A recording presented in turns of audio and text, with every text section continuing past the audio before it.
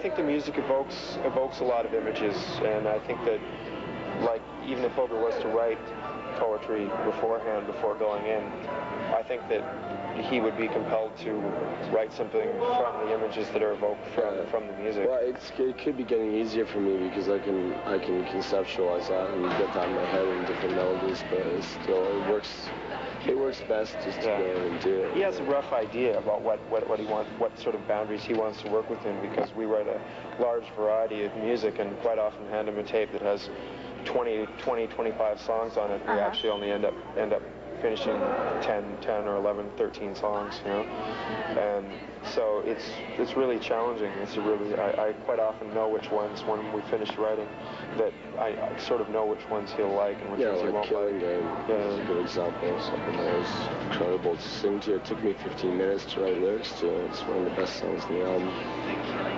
So the way I feel about Killing Game is I almost feel like channeled energy, because I was sitting in front of the keyboards and it just flowed right out of me into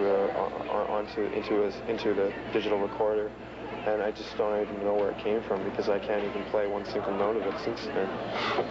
And I think that's really interesting because with a certain sort of energy, I think that you can experience an influential spiritual type of flow that will allow for things you could never imagine to happen. You know, it's a very mystical world. Was not quiet. Storm's fury burnt out. Now killing time. Who taught the killing game?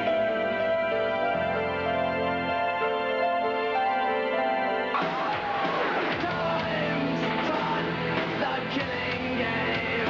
Myself. No. The killing game first.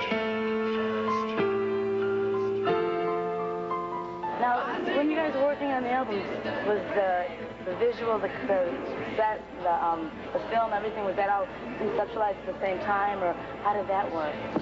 With the live film? Yeah. Well, no, we went in. It was based, you know, the video for Killing Game is based loosely around the whole concept of this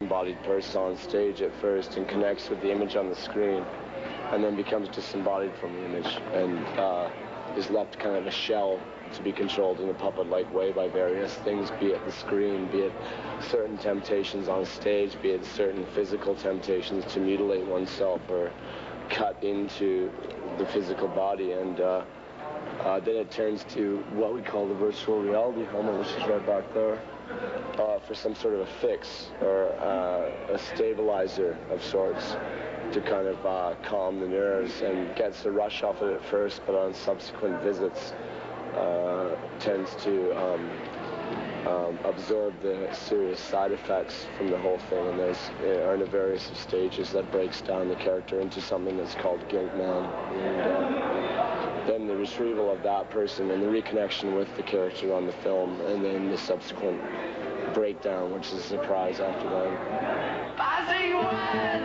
distant pain, remember trains of thought collide. No one view window, pushing faces through shots, cold glass, poke funny holes, exposed. I taught the killing game first. I taught the killing game first. Viewing red, tortured animal, wake up time. Beckons death upon myself. Eyes travel harden, strange, no stronger feeling.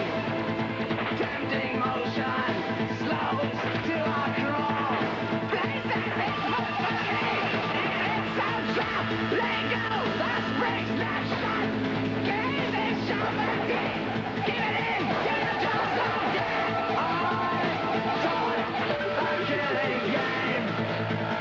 I think the last rites is not so much definitive answer as to stay the band as much as it can create a new beginning. in a lot of senses.